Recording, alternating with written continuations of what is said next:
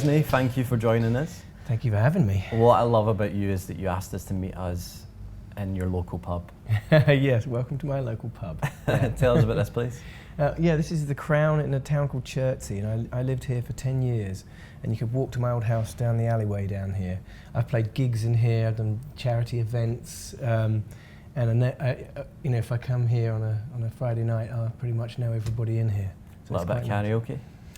Well, it has been known, yes. Interesting. We need to come back on a Friday then. Well, stick around tonight. So it seems like you've been around forever now. You were only 19 when you hit the big time. Yes. What was it like being thrust into the public spotlight at such a young age? It was like being thrown into like a hurricane in a way. You know, I went from playing piano in places like this where I'd sit in the corner and play Elton John songs, and the next minute I was whisked off into this crazy world that was very much not the world I was used to. I mean, I grew up in a very rock and roll household, but it was very sudden.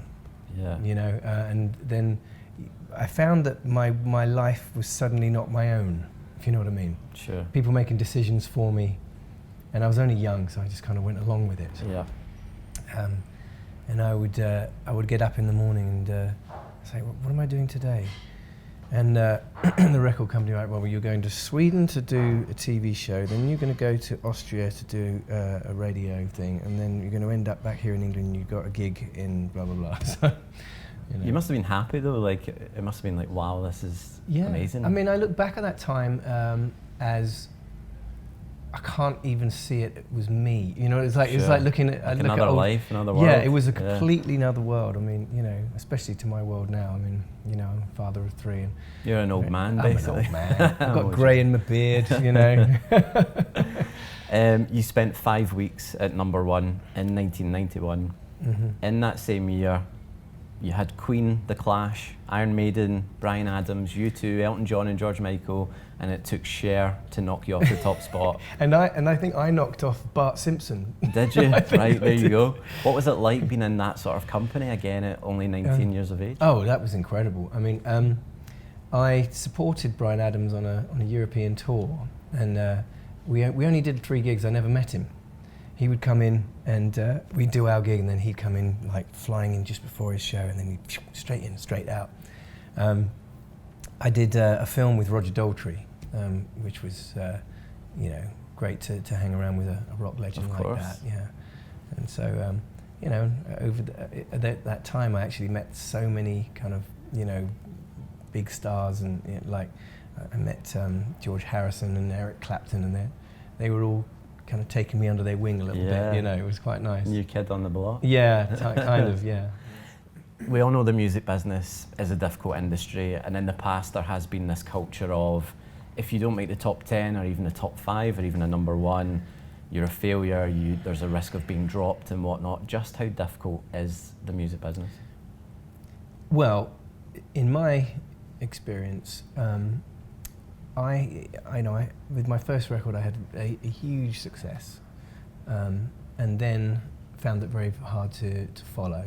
And then after a while, I was dropped by my record label.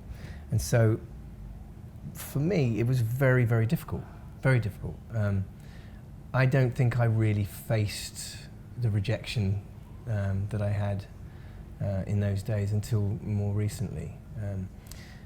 You know, I felt like when I was having my success, I had a little family. There's like girls from the record label around me, and you know, PR people taking me around everywhere. Yeah. You know, I look back at it now and I was like, it was a little bit superficial, but you know, to me, I was a 19-year-old kid. Yeah, it was your world. They were my world. They were my family in a way.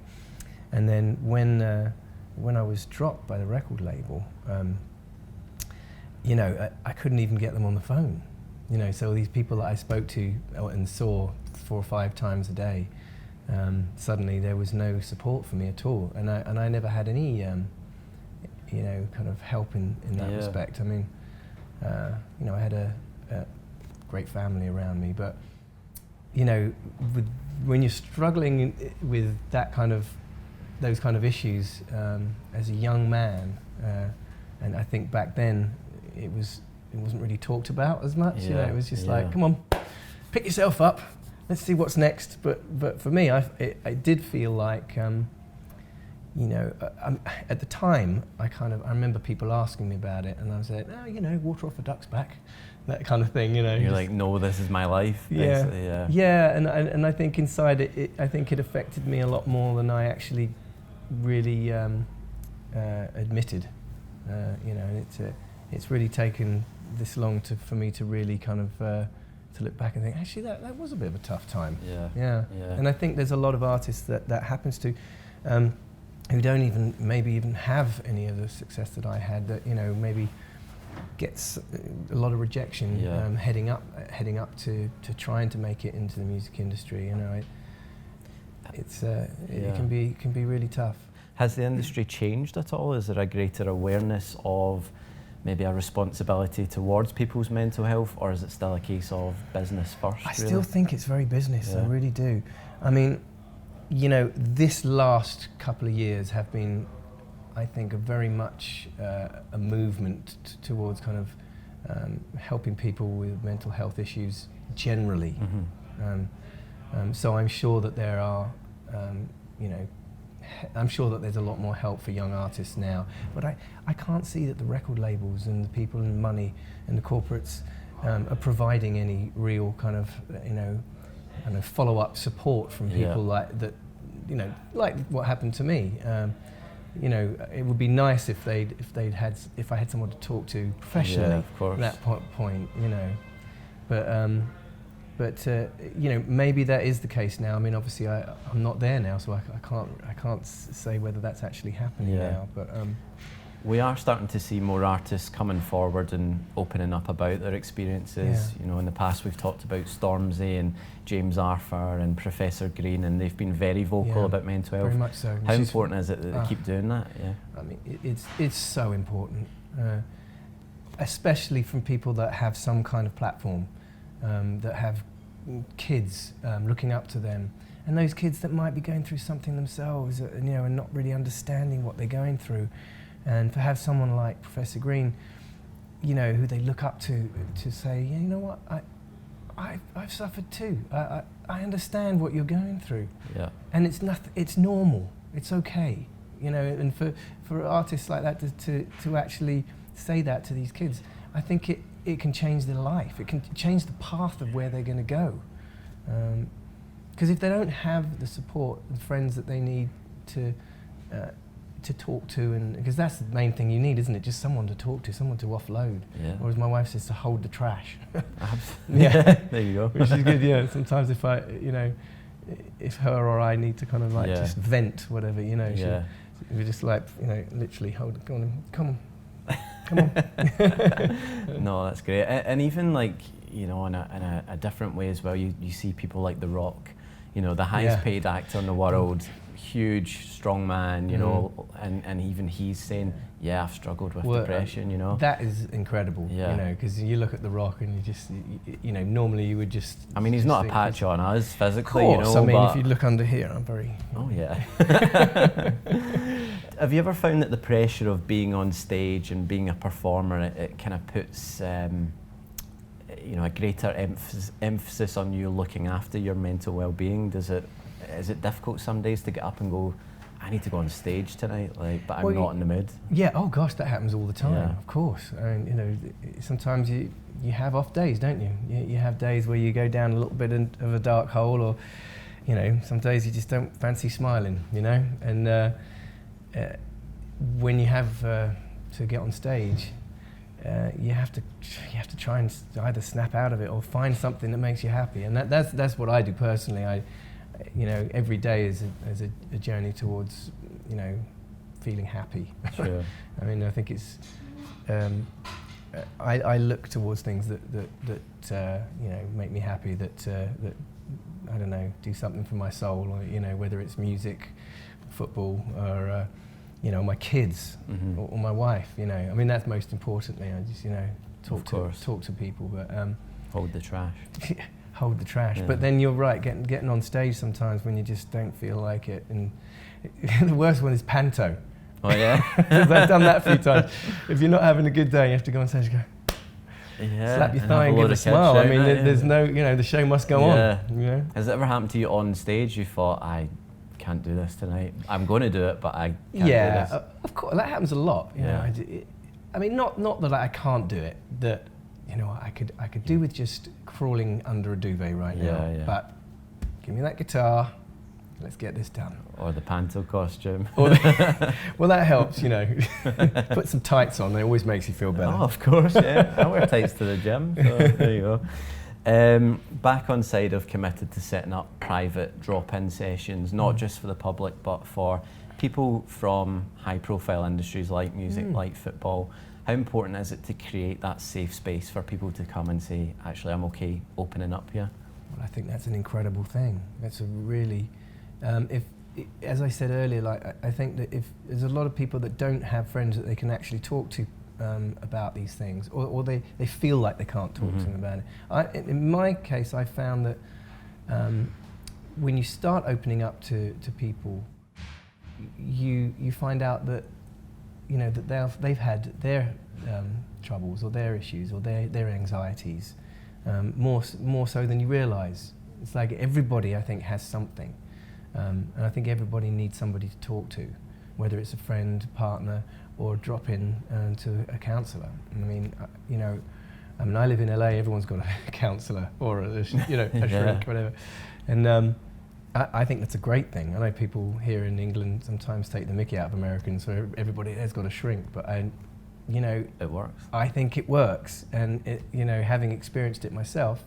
I've been in family counselling with my family, and it has been a lifesaver. Actually, it's turned. It helped us as a family turn a corner in times of tragedy, and I think it's I think for my eldest son, it has really changed his life for the better. Yeah. You touched on something there which is quite interesting. Is it sometimes a case of we're all going through something on some level, it's just a case of who's willing to open up and who's willing to admit it, really? Yeah, I mean, I think, us men, a lot of us are not willing to kind of, share feelings in that way, and I don't know if it's a generational thing. I know, certainly my dad's generation, they don't open up. They're definitely of the, come on, pull yourself together now, come on. It's today's another day. Whereas, I guess these days people are more willing to open up. Yeah, and sometimes it's an industry thing. We touched on football. It's a difficult industry to admit that you have, some sort of weakness. Of course, because it's a very kind of testosterone-driven, manly thing, and it's all, back slaps and come on. Yeah, and I'm sure that these kind of issues don't come up very often. And I don't really know, but I'm sure that there are certain managers that are more willing to listen, and some that probably don't really understand it as much. Some people are scared of it. Yeah, they just don't want to talk about it because there's a fear. There's a fear of realising that you yourself might have an issue. Absolutely, and as we said earlier on, I think everybody has something that, absolutely, that you can talk about. There's been a huge push on men's mental health in the last couple of years, and rightly so, but how important is it that we don't in turn neglect women's mental health? Yeah, well, I have a bit of a personal story in that respect. We had, I met this young girl. This was when we first moved to America, so 7 years ago now. She's an incredible artist, singer, and she was 19 when we met, I guess. And I started working with her, which is what I do with young artists. I develop and produce them and write songs with them and stuff. And so I started writing with Kirsty, and then because she lived in San Diego, which is a 2.5 hour drive. Sure. We became her kind of LA family, and she babysat for the kids, and me and my wife kind of thought of her as a daughter in a way, and she stayed with us a lot, and she was just very much part of the family. And she had mental health issues that we didn't really know about. And it became more apparent when her brother had cancer, and it turns out that he'd had cancer 3 other times through his life, and every time that he got sick, her mental health suffered, and she went into a depression hole. And anyway, she ended up taking her life a couple of years ago, and I still feel the guilt, because I not just of I could, obviously I feel like I could have done something. I could have helped. I could have put her in touch with people. I could have talked to her more. I don't know. I guess that's the kind of thing that anybody that has encountered suicide, those are the things that the emotions that you go through. So I think young women suffer, in a way that we don't even understand, and the ripple effect of that kind of went through my whole family. My eldest son, who was 15 at the time, was a little bit in love with her because she was this beautiful young girl. Sure. So as I said, the counselling for him, really helped. Really helped, and he's now coming out of what was a very dark time. Yeah. So I'm assuming that in spite of being aware of a certain degree of issues that she was having, it was still a huge shock to you and the family? It was a devastating shock to all of us. I still feel the pain, really. Welling up thinking about it. It was telling the kids that was the hardest. But it's hard to talk about, to be honest. Yeah. Does it give you a kind of added incentive to teach your kids about mental health and to teach them the importance of being able to come and speak to you and your wife? Yes, absolutely. We went into family counselling after that, because my son in particular was the one that we were worried about mostly, and that has, he kind of cut off from us a little bit, and went into his own little world there, and really worried us, and now we feel like, I think we've come through that, and I really do equate that to the counselling that we've had as a family, and giving kids the ability to come to us with anything is absolute paramount. I mean, you hear these horror stories of kids, with pressures, so much pressures for kids, with social media for a start. I mean, I've experienced the bullying on my son, on social media. But then there's, the pressures they have at school, all the exams and stuff. And, I try not to put them under too much pressure, to get good grades and stuff like that. But I mean, there's a balance, Of course. But it's those stories that just stick with you. That these kids that you just parents who say, we had no idea this was going on, and how they really felt, and then suddenly they're gone. Yeah. And it's tough. Does it worry you as a parent when you hear all these stories about the online trolling and whatnot? I mean, it's one thing dealing with it as an adult, working in the public eye, but for a young kid, well, you don't have that kind of life experience to really kind of to deal with it, to shrug it off, or to even kind of know what it is, yeah. to kind of really understand what it is, that it's not real.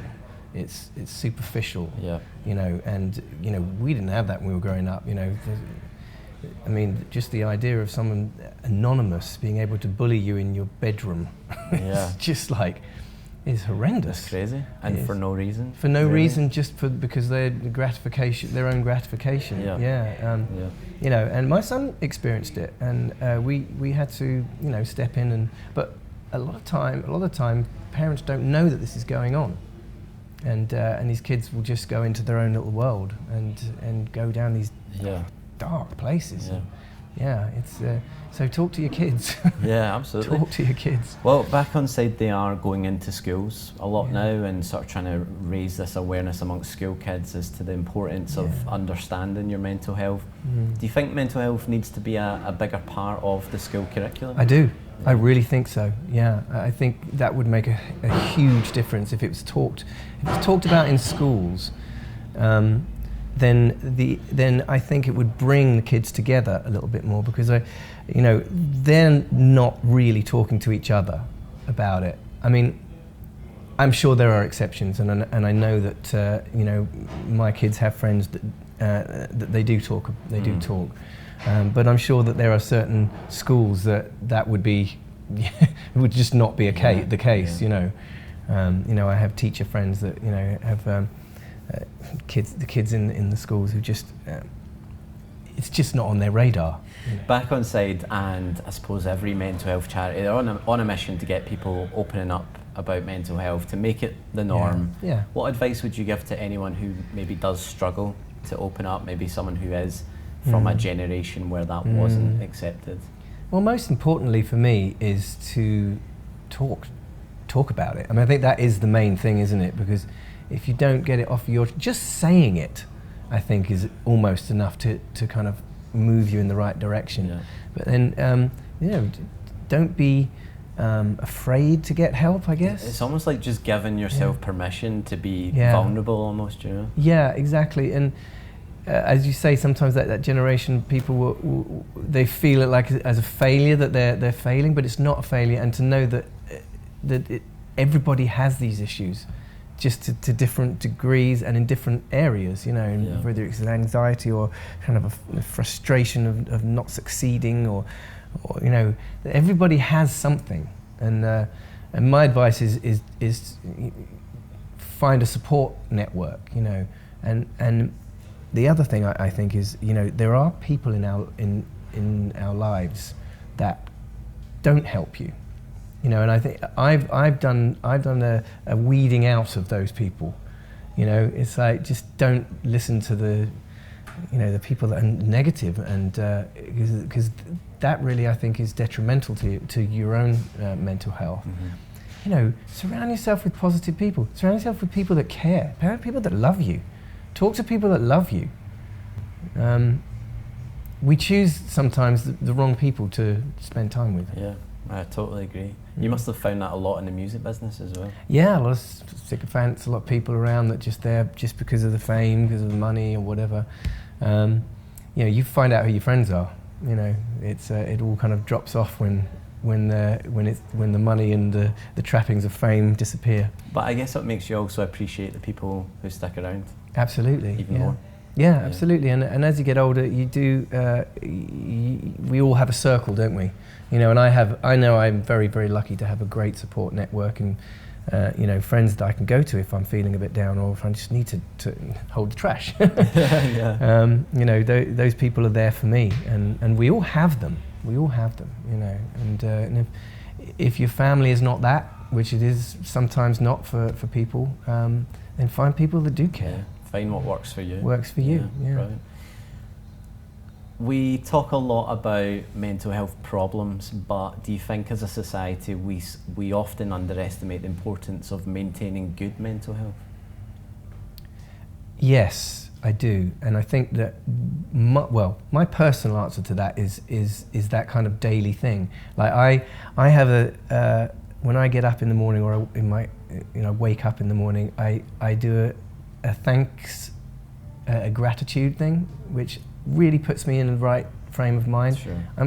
Think of the things that I'm grateful for in life, and it doesn't have to be, your wife or your friends and those things that we're all obviously grateful for. But it could be music, it could be football, things that having a pint with your friend. I don't know. Just little things. There's little things in life that give you a spark, give you something that just picks you up a little bit. Yeah, of course.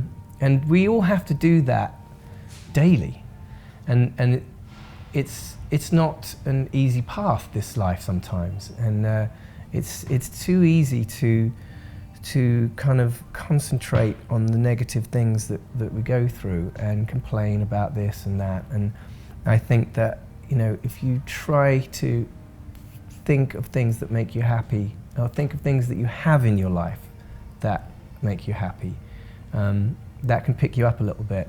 And you know, if you do that daily, hopefully that's going to put you in a better frame of mind than you were yesterday, or, you know, it helps you move forward.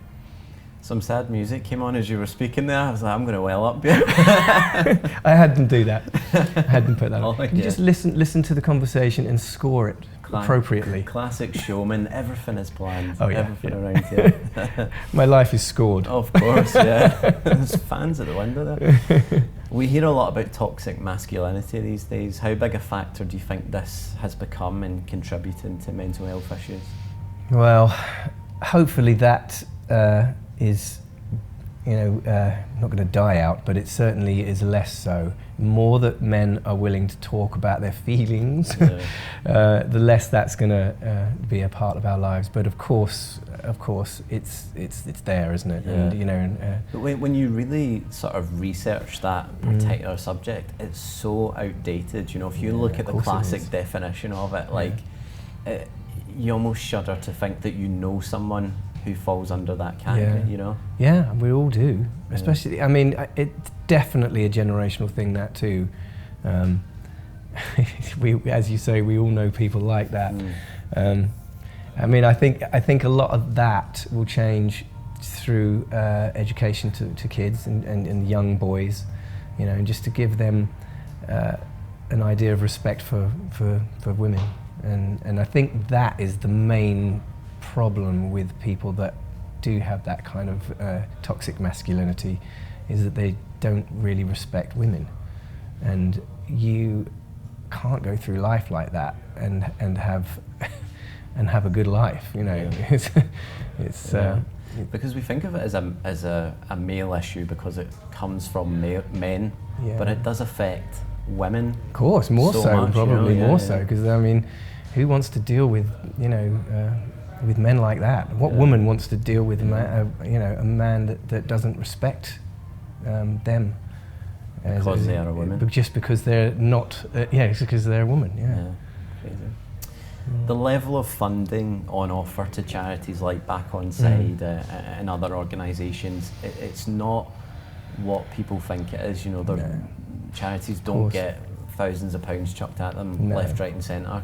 How can we do more, you know, as a society and the government and whatnot? Like, do we underestimate even just donating our time to charities? Well, time is a huge thing, isn't it? I think more than anything. I mean, it'd be great to have volunteers, especially kind of, you know, older people that have been through life a bit and that could volunteer their time to talk to the younger generation. And that, I mean, that is something I think we could do more of. But of course, everything is like grossly underfunded, especially in mental health. You know, because it's almost a new issue. You know, I think there could be so much more government help, and as we talked about with schools, I think as it's talked about in schools and early on, and kids are talking about it. I mean, it's just it's amazing to see. I mean, I've seen it firsthand with my kids. Just literally talk about these, have a conversation like this, you know, about mental health and about their friends that might be suffering here and there, and how they're going to help their friends. It's beautiful to see. It's beautiful, you know, and that I think more of that from a young age is going to help the next generation to be more aware and be more caring and more loving to their, you know, to everybody around them, and also it will be easier to spot when somebody is suffering, you know, because you know about it. You know, I think for me, it's like, I look back to my school days and, you know, now I can say, oh my God, that poor kid that was picked on and, you know, and he was obviously really going through a hard time. I hope that my kids actually would go to them now, more than I probably did, you know. So, yeah, government funding, volunteers to help, and people that have been through it, to talk to kids. and I think we're going to be on a much better path. Sorted. Yeah, we're all sorted. And scoring. I think scoring everyone's life would be... Absolutely, yeah. There's an organisation that's very close to your heart, the Ripples of Change Foundation. Tell us a bit about that. Yes, Ripples of Change. It was set up by the young girl, Kirsty, that I told you about earlier on, her parents. Kirsty's brother, Drake, he passed away 2 weeks after Kirsty took her life. So this beautiful family, and they lost both of their children within 2 weeks of each other. And it's just unthinkable. So they started this organisation, and most of the money that they're raising goes towards families that have a child with cancer, that are suffering with cancer.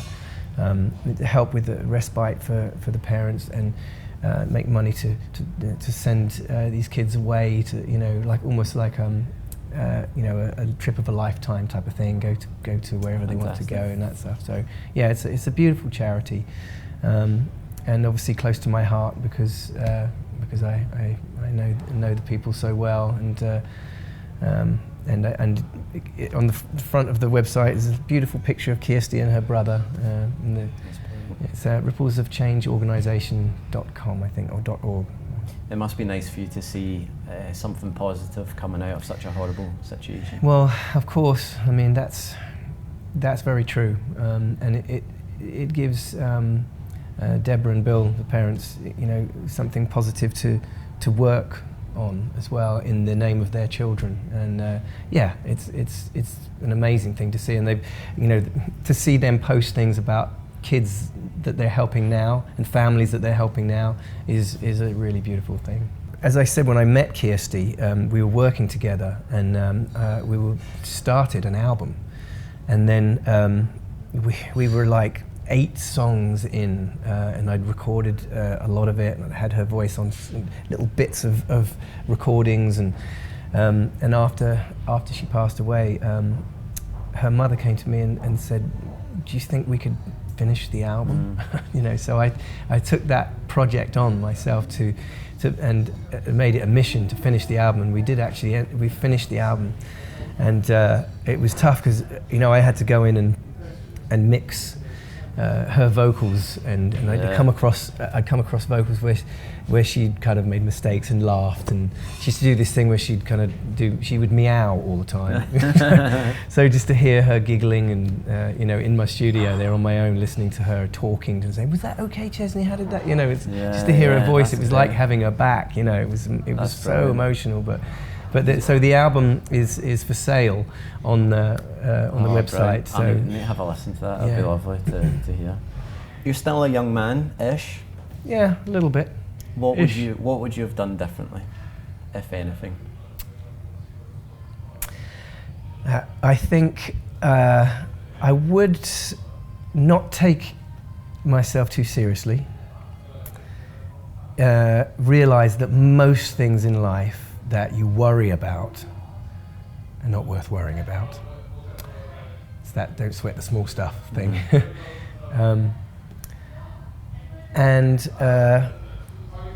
I think be aware of everybody around you, not be so selfish. I think I was a little bit self-absorbed as a young man. So those are my main things. I think you were allowed to be a little bit when you're thrust into the spotlight. Yeah, no, that's true. You probably don't know what to do yourself, really. Yeah, no, it's true. I just went along with it. I mean, that's the other thing, is that take control of your own life. It's like, for me, I mean, it was, I guess, different from a lot of people, but for me, I just kind of I put my life in other people's hands, which I wish I didn't now. I wish I'd have kind of taken a little bit more of a kind of a stand, and like, actually, I don't want to do that. I want to do it like this, and just being a little bit stronger. But, when you're young, you think adults know better, even when they probably don't. When you're developing young artists, is that something you try and hit home with them? Definitely. A few lessons that you've learned yourself? Definitely. It's something that I, even for writing, I always try to, beginnings of sessions, just to have a talk with them, get to know them as people, and try and kind of bring what they have to say to the forefront. You know, rather than let's write a song about X, Y, Z. I'm Chesney Hawkes. You're going to do this. Yeah, exactly. No, I like to do that, and also it brings out their personality. And of course, if they're singing about something that is, or writing about something that's personal to them, they're going to have more of a connection to the song, anyway. So I think it works in both ways. Brilliant. What's next for Chesney Hawkes? I am doing a lot of writing. I've just written a musical, so I'm working on that, which is really exciting and fun. It's a completely new thing for me. I've got a new album that I'm working on as well, and lots of touring.